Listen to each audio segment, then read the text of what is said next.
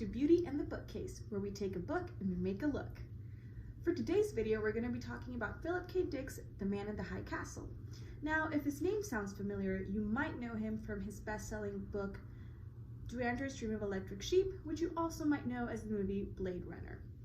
Now, Philip K. Dick is an American author best known for his sci-fi stories. His work constantly deals with human nature, alternate realities, and identity, and The Man in the High Castle is no different. Now, this book starts off in 1962 in the United States, actually in the West, USA. So in Philip K. Dick's reality, the Nazis and the Japanese have won the war, and while the Japanese are out being the leaders of the USA and the rest of the world, the Germans are up in space exploring everything, because why would you ruin just one planet when you can ruin the entire galaxy? As a preface, I would like to say that I do not know a lot about science fiction. I don't tend to read it very often. So if there is anything that I've misunderstood, or maybe that I didn't particularly like that is a trope of the genre, please feel free to let me know. And as always, these are only my opinions, and I'd love to hear what you guys think about this book, or if you've seen the series, what you think about the series down in the comments. So just to let you guys know, I've already primed my eyes and I have started prepping my eyebrows. So you won't be seeing me using primer.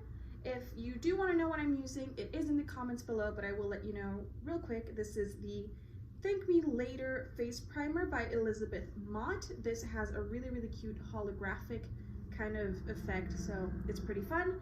And then because I ran out of eye primer, I did that thing I told you guys not to do, and I've primed my eyes with my Milani concealer and just put some Ulta HD setting powder on top. I looked so cool like 5 seconds ago, and now I look like a dork.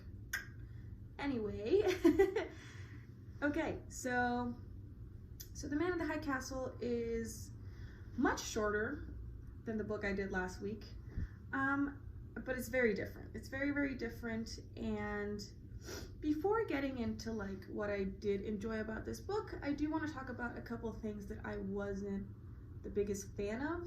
So one of the most challenging things about The Man in the High Castle is that it has 5 main characters. Now, if you've ever read a book that has 2 protagonists, you already know that's hard enough to follow sometimes. So yeah, I think just having 5 main characters made it really hard to connect with any of them, because it kept jumping around from perspective to perspective. And even though their stories do connect with each other, I just feel like we didn't really get to explore the characters as much as I would have liked to. So I had moments where I cared for each of them, but by the end of the story, I was mostly just concerned about what would happen to I was mostly concerned about what would happen to Fred Fink and to Juliana. So I think that was maybe one of the drawbacks, and it just led to kind of a messy plot in the sense of a lot of things feeling like they weren't really wrapped up by the end. Like, we're just kind of like, okay, there was a plot point there and we got up to a certain point, but it's almost like he ran out of, you know, pages to say it. So I think maybe it might have worked better even if the book was just longer, but due to the space limitations of how short the book is, having 5 main characters for, let's see, 274 pages is really, it's very challenging. It's very challenging for anyone. So yeah, that was one thing I wasn't crazy about. And the other thing that I struggled with, which actually connects to last week's, my only issue with the book we had last week, is the ending. I was very disappointed. Well, I was very confused by the ending of this book. I had to look up like videos and analysis essays and stuff on the ending of this book, because I had honestly no idea what had happened. It sounded so vague and it was so abrupt that when I found out what it was, I was like, oh yeah, that makes sense. But I don't know. It almost felt kind of like a cop-out to me when I found out what it was, and even then I was just like, I don't think we were given enough clues to understand that that was what was gonna happen. And I don't like books that don't allow the reader to participate in figuring out what the ending is. And maybe there were signs and I just missed them. So if you've read the book and you were like, the ending made total sense to me, and this and that happens that makes sense, please let me know. I would love to know if you actually understood, because I saw a video that was talking about the ending in the show. I haven't seen the show on Amazon, but even the show changed the ending, and I don't know if that was a decision that was made just as they usually change endings so that they can surprise the audience, or if it was just kind of like they also felt that it was vague and kind of confusing and wanted something a bit more, I guess, concrete. So yeah, those were my only two drawbacks with this book. Oh yeah, and another plot point that I also felt was kind of vague and just weird, really, was they have this whole B-plot of this jewelry being made, and it becomes this like massive thing towards the end where the jewelry is kind of like this huge revelation about like the new America, and everyone is kind of like, oh, this is so like mystical and it makes so much sense, and I don't know, it's just kind of becomes this whole like, oh, we're having an epiphany moment, but there's no clarity. I didn't understand what the deal was. I didn't understand why suddenly everyone was like obsessed with this jewelry and what the message was supposed to be, again, until I looked at an analysis and I was like, I guess it makes sense, but it wasn't obvious to me, so I was not a fan of that. So now let's talk about the things I did enjoy. So the first thing that drew me to this book was the fact that it was alternate reality about World War II.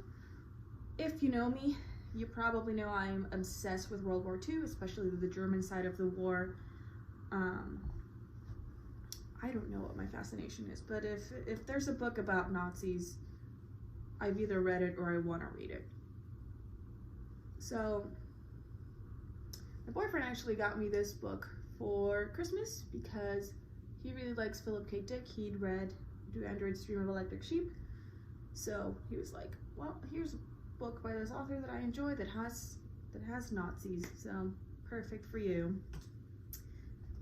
And that's how I came to know The Man in the High Castle. Yeah, it might sound like I wasn't crazy about the plot of this book because I feel like I complained a lot about it before, but I actually did enjoy it. I did enjoy the book, and I would recommend it. I wouldn't say it goes into like my favorites, but that might also just be like a genre thing. It's not something that I'm used to reading. It's not the type of stuff that I usually go for, despite the, Nazis. So, yeah. But I did enjoy it.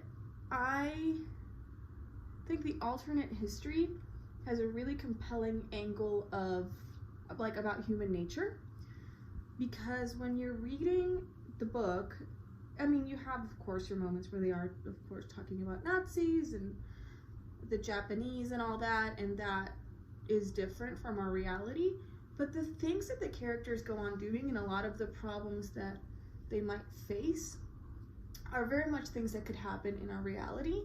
So I think that's really, really, really fascinating, because I know we often think, well, I don't want to say that we all as a collective often think, but I know it's been a thought before, what would have happened if the Germans won the war. And the book seems to say, in a sense, that not much would have been different. So, I mean, we wouldn't have had TV in that world, and we would have explored more of space. That's really like the big things. And of course, there would have been a lot of prejudice and difficulties for the Jewish community. But like on the day-to-day basis, life seemed to be pretty similar. I mean, yeah, there was racism, but there's still racism. And, people faced issues that we can all relate to, I guess. Well, not all of them, but, characters have, like, issues with anxiety and with making tough decisions and relationships and relating to other people. So, yeah, I guess it's sort of like a commentary on even in a world where evil succeeded, human nature is not that different, and we're all kind of destined to be, I guess, doing the same thing over and over again. Now, I think one of the strongest points that this book has to make is, of course, in terms of prejudice and racism and just the entire struggle of identity that comes with that. So you have a character who's had surgery because he's a Jew, but he wants to hide from the Nazis, of course. So he's made himself look like a German, and it's really interesting because you have this really cool scene at the beginning, actually, where he's on a plane next to a Nazi, and they're talking, and at the beginning the guy doesn't know that the person he's next to is a Nazi, but when it is revealed at the end of their trip on this like rocket ship that takes them to America, he's like, oh, by the way, I'm a Jew, and like, we're hiding among you. And I thought that was really cool. That was a really powerful moment. And we have Fred Fink, who changed his name to fit in so that people wouldn't know he was Jewish. So you do encounter, of course, all of that xenophobia being massive in this world where, of course, the Nazis won. Another issue, and this, I guess, is kind of a warning for people who might be more sensitive about this type of stuff. They do use a slur against the Chinese in this book. I don't really have a problem with that. I don't condone using racial slurs, obviously, but I think if it's in a book for the purpose of being accurate historically, and if it's supposed to serve as a teaching moment and a reminder of our nature as prejudiced people and the reality that racism just exists, even if you want to pretend it doesn't, I think it's really important to not censor that. But I do know there are a lot of people who, I know there's people who are a bit more sensitive to that content. And so if you don't feel comfortable reading that type of stuff, that is something to be aware of, because it does come up throughout the book quite a lot, especially towards the Chinese. Since of course there is kind of like this sense of, even if it's forced, there's still a sense of respect towards the Japanese because they're the rulers, they're the winning empire. But there is still racism to others, to other races. So yeah, I think that's, again, a more commentary on the nature of us as people. We have a tendency to be prejudiced, and even when the enemy is somebody else, we have a tendency as people to try and find the other and try to create an other if there isn't. So again, I thought that was really interesting commentary. You know, you see often these characters fighting against each other and against themselves to gain some type of, I guess, power and authority over their own lives. And that's really the second part of this book that I really enjoyed, that I found really interesting, is there is this whole struggle for power. And one of the biggest things that these characters don't have in their world that we do, it almost seems that way, is free will. A lot of these characters are dependent on two things to sort of drive the plot. So the plot is driven, A, by this book. So there's a book inside of the book. It's kind of confusing. So the book we're reading, Man in the High Castle, alternate reality, Nazis, and the Japanese won the war. In this book, there's a book called The Grasshopper Lies Heavy, and in that book, it's our reality. So the Germans lost, and then the British like took over everything. So I'm not saying that's exactly the same thing that happened, but that's their alternate reality. So this book, of course, causes waves in the community because, I mean, here's this revolutionary book. There's somebody who's writing about the opposite of what happened. There's somebody giving hope to the communities even. to say like, oh, you know, it doesn't have to be this way, and you have the power to change things almost. And a lot of the characters, I'd say all of the characters really, end up reading this book or having some type of reaction to it and some type of relationship to it. And it drives a lot of the plot. It's everyone becomes obsessed with this writer who is the man in the high castle, and they want to know who he is. They want to know why he wrote this book. They want to know what it means. But everything they do is then kind of, well, not everything, but in some instances, specific characters, everything they do is driven by like the book and finding this author. And then on the other hand, we have this book called the I Ching. So the I Ching is an ancient Chinese form of fortune telling. The way I saw it is essentially, it's like a really complex magic 8-ball. So you have this thing called the oracle, and you ask it questions, and then you throw these like stocks or coins, and wherever they land, they create like a hexagram, and then each hexagram has a meaning that's explained in a book. And each of those things then, you know, once the characters read the meaning, they apply it to whatever situation they asked about, and that's where they sort of, I don't know, they almost get, like, understand how they're supposed to feel about it, which is really strange, because then, you know, there's a bad omen, they become obsessed with it. Like, they cannot stop thinking about this. They're like, oh, well, how is it going to flop? How is it going to be bad? And it's really interesting, because they're almost incapable of making decisions and of just letting things play out. Instead, they want to know everything. And I think that's also fantastic commentary about us as people. You know, human nature, we don't like uncertainty, and we don't like not knowing what's going to happen. And sometimes we put too much faith in certain things meaning something, and it paralyzes us, and we don't give ourselves the opportunity to succeed because we're so focused on potentially failing. So yeah, I thought that was really, really interesting, although it does take some getting used to, like, their constant, like, checking of the I Ching and stuff.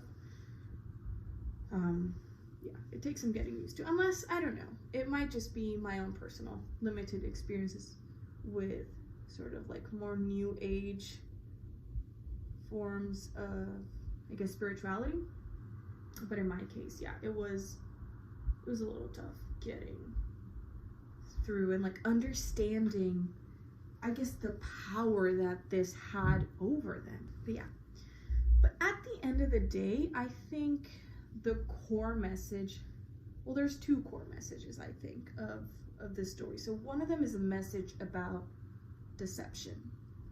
You know, you have characters pretending, you know, Jews pretending to be Germans, fake guns, acting like they're, you know, accurate old historical artifacts. You have relationships that are built on suspicion and these tensions, and everyone's just trying to get someone else, and kind of like a game of cat and mouse. I've just stained my face. But yeah, there's a whole lot of deception that goes on in this book. Even the man who wrote this book, The Man in the High Castle, he even has to create his own story of deception to protect himself.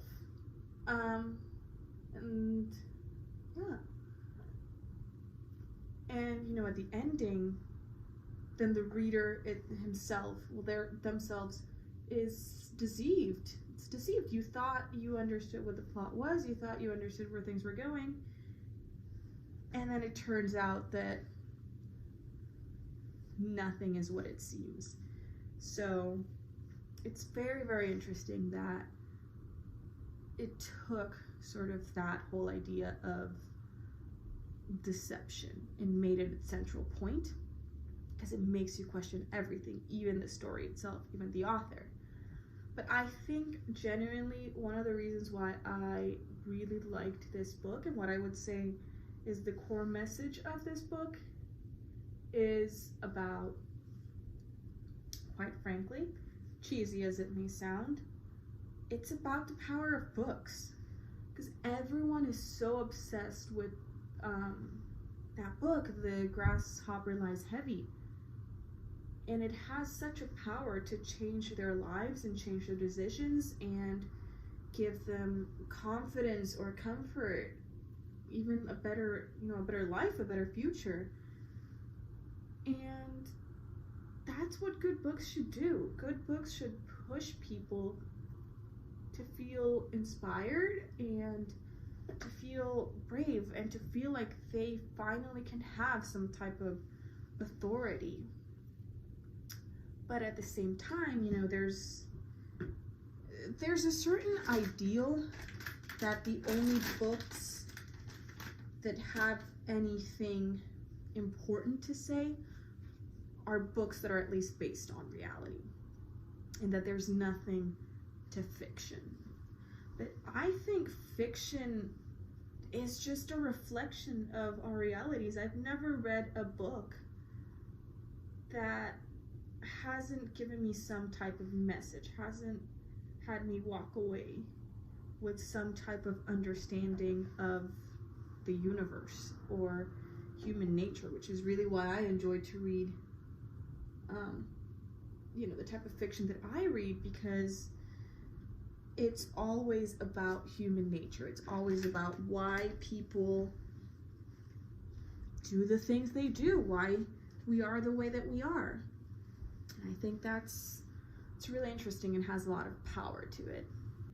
But really, when you read this book, you realize that every book, including this book, is meant to make us question everything. It's meant to question our reality and the way we live and why things are the way they are, and how could we change history and how could we change the world. So yeah, what I would say really that was one of my biggest takeaways from this book was realizing that fiction exists to create a bridge between reality and itself. And, it makes us think, are we living in a book too? Is our history also just a work of fiction inside someone else's story? And is this a parallel timeline? And sure, that's not to say that every single book is supposed to or is going to make you question reality. That's definitely not the purpose of every single work of fiction. It's not to make you go like, is this reality or a dream? Ooh, But it is the purpose of good fiction to make you think about who wrote the history books and who makes the decisions on what makes it into the history books and who is erased from it.